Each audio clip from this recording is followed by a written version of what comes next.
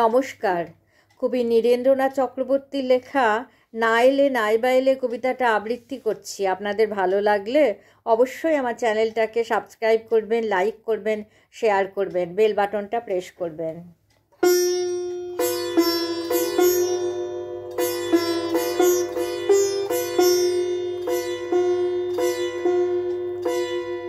না এলে নাইবা এলে। না এলে নাইবা এলে, তাই বলে কি এ জন্মে আমার পরিত্রাণ নেই? তুমি যত ধোঁকা দাও, তুমি যত চালাক মাছের মতো দূরে দূরে ঘোরাফেরা করো, আমারও ততই জেদ বেড়ে যায়। আমি শব্দ নির্বাচনে ততই সতর্ক হবার চেষ্টা করি। ডাইনে বাঁয়ে জমে আছে শব্দের পাহাড়।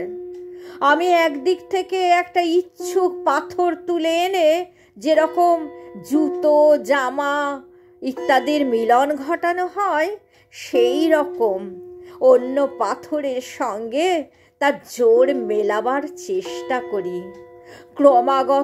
ক্রমাগত চেষ্টা করি, কিন্তু জোর কিছুতেই মেলে না। তুমি একবার মাত্র হাতের মুঠোয় এসেছিলে, সুদূর শৈশবে, তারপর একবারও এলে না।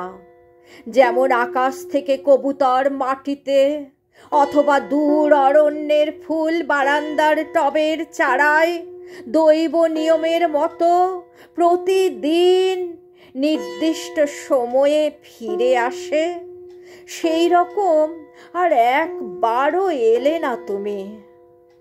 না এলে নাইবা এলে, তাই বলে কি বিকল্পে আমার পরিত্রাণ নেই? সম্প্রতি দুবার আমি দূর থেকে তোমাকে দেখলুম। একবার আগ্রার এক ভগ্ন মিনারের শীর্ষে সন্ধ্যার আগুনে, একবার পুরীর দীপ্র মরকত কান্তি তরঙ্গ মালায়। দেখলুম এখনো তুমি একাধারে হরিচন্দনের মতো জ্বলন্ত এবং জলজ পুষ্পের মতো কমনীয় রয়ে গেছ। সেই মুখশ্রীকে আমি শব্দের ভিতরে ধরে রাখতে চাই, শব্দে শব্দে তাই জোর বাঁধতে চাই, তবু বাঁধতে পারি না। অথচ নিশ্চিত জানি রক্ত মাংসের সেই মূর্তিকে যদি না হাতে পাই, তবে তাকে শব্দের ভিতরে সমূহ ফোটাতে হবে।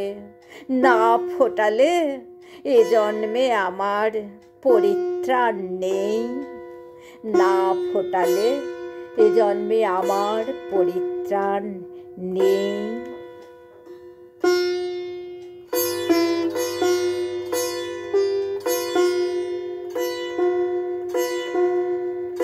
নমস্কার।